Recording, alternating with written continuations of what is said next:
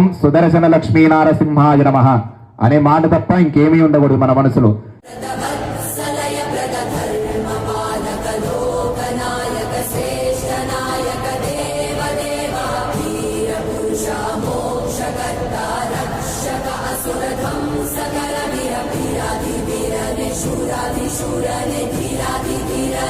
शौर्यादि रक्षणे शौर्यादि देवादि